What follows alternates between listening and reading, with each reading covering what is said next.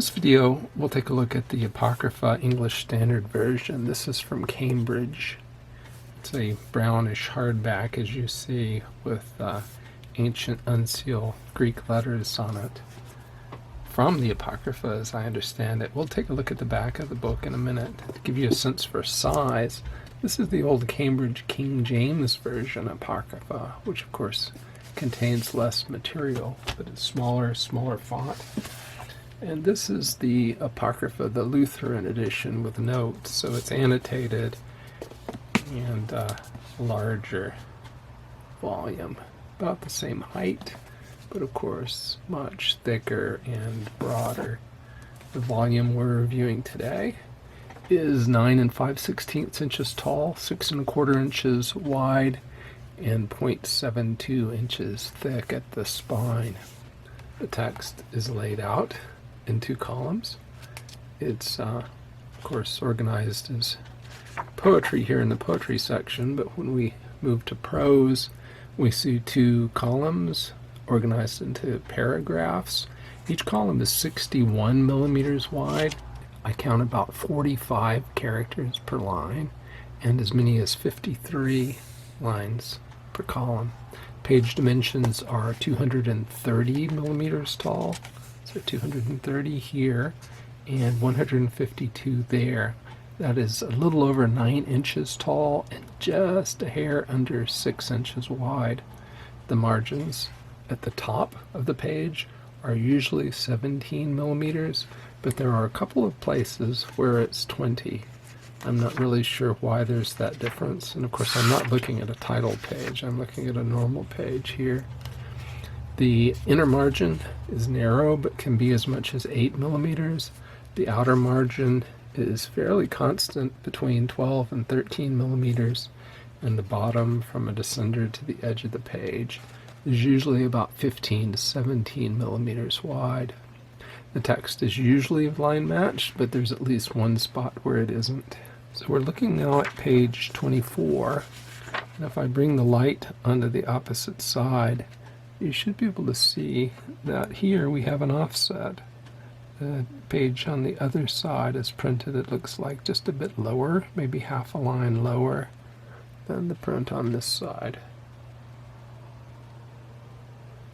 In the English Standard Version, words that the translators add for smoothing to make sense of the translation, which aren't really represented by words in the original language, are not in any special type of type, like italic type, as they are in the King James Version.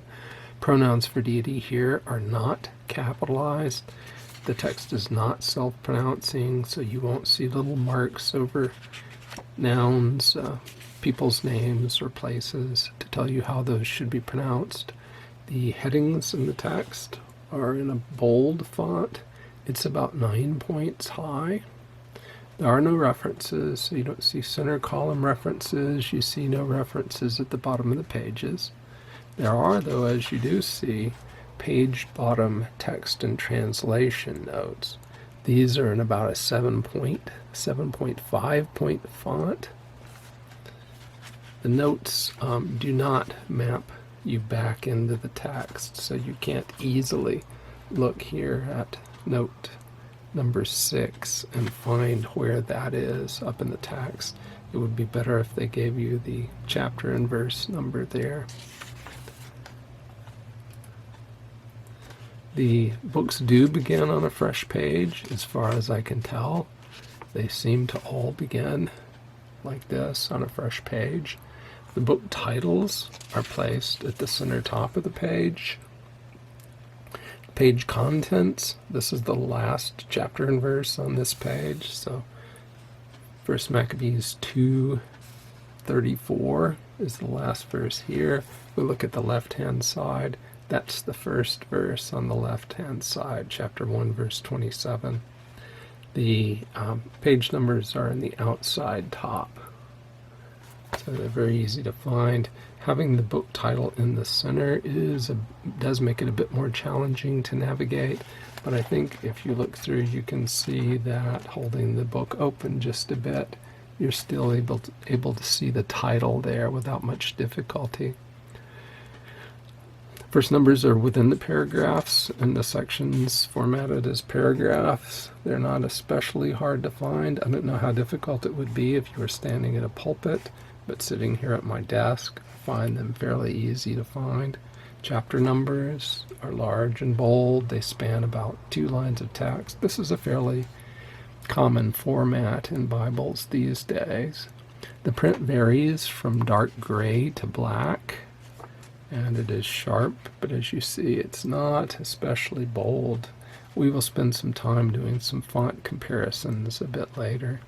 I characterize the print non-uniformity as common and moderate, and I will show you 2 pages side by side. So you're looking now at page 85. It's fairly lightly printed. It is not so lightly printed as to be unusable, but it is definitely lighter than page 83, which I'm bringing over the top now. So 83 is considerably several shades darker than 85 on the right, and 83 is not the darkest page I've found. It does get a bit darker than this, and perhaps just a little bit lighter than 85. The font in the text is about 9.5 points in height, both uppercase and lowercase. When I compare it to Times New Roman, it's advertised to be a 9.5 point minion. And the line height is about 3.7 millimeters. That's 10.5 points.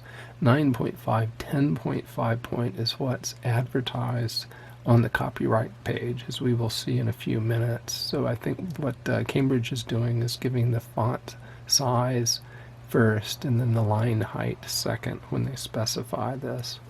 I measured the sheet thickness of this paper at 82.6 micrometers. That allows me to estimate the paperweight at 76 GSM. I have no confidence in paperweight estimates in this range because I have no real good data for heavier papers. The advertised paperweight is not given, so we don't know what that is. The surface is very nearly matte. It is very close to white. I do detect a tiny hint, just a little tinge of blue, but it's very hard to notice. There is show-through, but it's not distracting, and words can be read through the paper. It's easiest to show you that on a page where the book ends and you can see through to the next book. So you can read through here, through the paper to the next page. But it's difficult to do so because the paper is relatively opaque. In the back of the volume, after the 4th book of Maccabees, we come to a short maps section. There are 4 black and white maps. They do enter into the gutter, so you lose some information there in the gutter. They're very simple, low detail maps, close to being just line drawings. There's no concordance, no map index. It's a paste-off construction with a white paper liner. There are brown and yellow head and tail bands. There, you can see them. No ribbon marker, as we saw that it's an illustrated brownish hardback.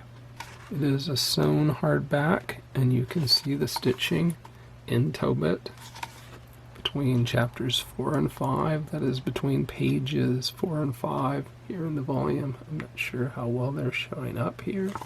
They're definitely here in the gutter. It is a sewn hardback. It unfortunately does not lie open in the beginning. Though I've broken it in, it will not lie open in Tobit. We're getting into Judith now. This is Judith chapter 14, 15, 16. It will not lie open there. I think it's because of the way it's constructed. The cover seems to pinch in on the text block. This is Wisdom of Sirach, so we're here at chapter 7, and we're getting some lifting on the left, but it's not jumping back over, so gravity is helping us. And there's a nice stable point here in the Wisdom of Solomon. I take a few pages away. It's going to spring up and close again.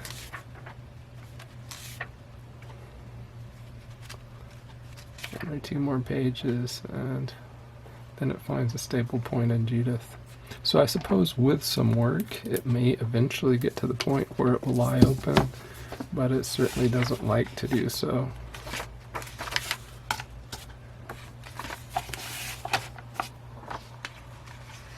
I think that's one of the big drawbacks of this volume, as far as I can tell so far in my use of it. And because the page does curve quite a bit and the inner margin is narrow, you see that you do have the issue of the text dropping away from your eye into the gutter, which means you'll probably have to press it flat just about any place you read it. So here's the back of the book. As I promised I would show, there's a description here of what the word Apocrypha means. There is a comment about the apocryphal books that are included. I don't see a mention here of the prayer of Manasseh, but that is here. It has all 4 books of Maccabees, as it says. So this is the larger ecumenical set that you find in things like the Revised Standard Version, New Oxford Annotated Bible, and the New Revised Standard Version edition of that same study Bible. It calls itself attractive, and then it gives you a sample of the text. And at the bottom we see here a description that the cover script is from Sirach 50, page 184b, from the 4th century, and there is your ISBN. So as we come into the volume from the front, we see the same paste-off construction, half leaf, the full title page, and then the copyright page here on the left. First published in 2021, the ESV Apocrypha text edition. Gives you the designer's name. The typeset is Minion 9.5/10.5 point font. So I believe the font size is the 9.5 and the line spacing is the 10.5. Printed and bound in Italy. Here are the contents. So we'll see what books those are here. Names and orders of the apocryphal books. This is the larger set that one finds in ecumenical Bibles, larger than in the Orthodox Study Bible, larger than in the typical Catholic Bible, such as the English Standard Version Catholic Edition. Here's the preface to the Apocrypha. And a key paragraph here talks about the textual basis, and it indicates clearly that this is the more recent ESV Apocrypha because it includes Tobit with the longer Greek text, Sinaiticus, supplemented by the shorter text, Vaticanus, and the old Latin version. And so they say, we are pleased now to provide this new version of the Apocrypha. And Apocrypha title page, and you are in the book of Tobit to begin.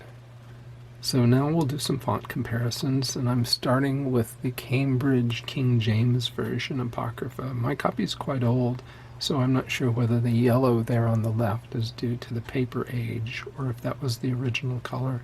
I suspect it's age. It's a darker and smaller font. Now I have on the left another ESV edition of the Apocrypha. This is the Lutheran edition with notes. It has the older version of Tobit, so the shorter version of Tobit, whereas the volume on the right has the longer version of Tobit. I think the font on the right is a bit darker. Paper is much whiter on the right than on the left is somewhat yellowed. And that is not due to age. That's the publisher's choice. I think the font on the left is a bit taller, but perhaps that on the right is easier to read. Now on the left I've brought in the Cambridge ESV Diadem. It is a much smaller font, of course. Line spacing is much tighter, so that can cause eye strain.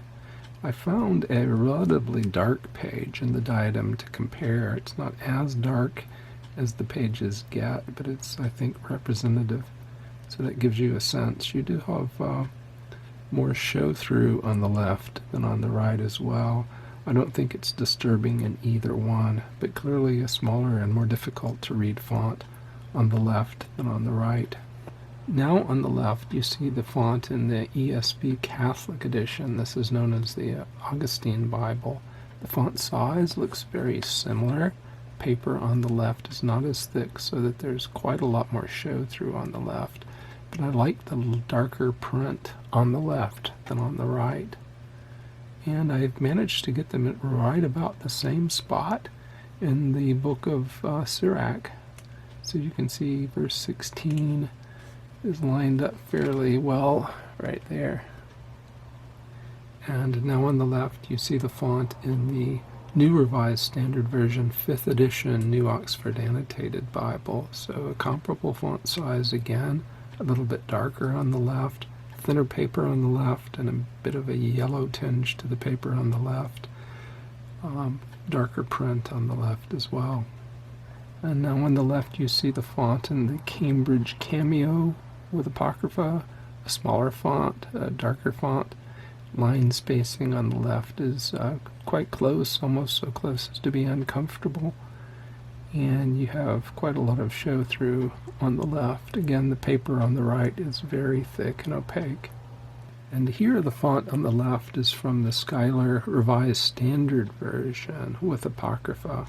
And I am smelling, I wish you could smell it as well, the leather smell, wonderful odor coming from this Schuyler Bible on the left. Larger font, much more easy to read, I think. Thinner paper, of course, but you do have show through. But it, like the font on the right, is printed with the lines matching. So not much of a clutter problem for the eyes there. On the left now is the font in Zondervan's New Revised Standard Version Journal the Word Bible. It is a very nicely printed dark font with tight line spacing. Yellowish paper, does look to be line matched. Considerably more show through on the left than on the right. But if you don't mind the New Revised Standard Version, personally I like the print on the left far better than that on the right. I do wish the left had more line spacing. On the left now you see the older Revised Standard Version, New Oxford Annotated Bible. A bit larger font, a bit more darkly printed. Now on the left you see the font in the Didache Bible, comparable in size I would say, perhaps a hair larger, much darker, more show through on the left, yellower paper on the left. And just for fun, I've managed to maneuver in the font from the original 1611 King James Bible on the left. On the left here, and I think I have things lined up fairly well, is the font in Hendrickson's reproduction of the 1560 Geneva Bible. I believe they've enlarged the font, so the original 1560 had a smaller font than that. I think many people are unaware that the 1560 Geneva Bible and the 1611 King James Version both included the Apocrypha, but here we have the book of Sirach from the 1560 Geneva Bible on the left. And finally on the left you see the font in the Orthodox Study Bible, which has a considerable clutter problem in the background. It's faintly printed. So certainly today this is a good option for the ESV Apocrypha if you would like that. There was an older edition, which I never got a copy of, printed by Oxford. It would have the shorter version of Tobit, as the Apocrypha, the Lutheran edition with notes, does. This is an annotated option with the shorter version of Tobit. You could also get the entire ESV with the Apocrypha integrated, and if you want that, I think the best option is this, the ESV Diadem, because it has annotations for the apocryphal books.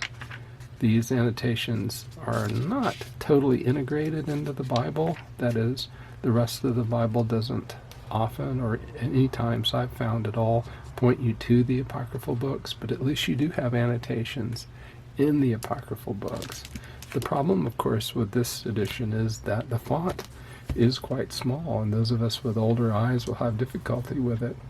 Another option is the Augustine Bible. I understand this is available with different higher quality covers now.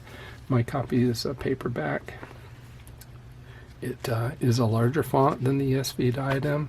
Unfortunately, it has no references, and it has fewer books. The Catholic edition only includes the deuterocanonical books that are recognized by the Catholic Church. It doesn't include the other books that are here in the ESV diadem, books like 4th Maccabees, 2nd Esdras. Another thing one could do, though, is you could have a copy of the Apocrypha, particularly if you don't consider these works to be integral, and you could use it in conjunction with an ESV that includes the 66 books of the Protestant canon. This is a copy of the original Classic Reference Bible from 2001, and it's roughly the same size as the Apocrypha, so you could keep them together and refer to this when needed. There's absolutely no reason that you would have to have the two books bound together. Or you could use your ESV Creeds and Confessions Bible in conjunction with the Apocrypha. And here I think the layout is very similar, so that it would be easy to place them together and carry them about because the footprint is so close. So what do we want to say by way of summary? The font certainly is larger than in the diadem here, but you have no references. The paper is opaque. The print is largely line matched. It is not quite as dark as I would like it to be, but at 9.5 points, it's large enough for my old eyes. And the only thing that I really wish it had included was the references from the diadem. So, well, another drawback, as we've seen earlier, is that it doesn't like to stay open. Perhaps in time it will, but if you get very close to the front of the book, you're going to need to use something to hold it open. Well, with that, I'll conclude. Thanks very much for watching this hopefully brief video. If you did like it, remember to hit the like button. And if you're inclined to watch Bible review videos, I encourage you to subscribe to the channel. Thank you for your time.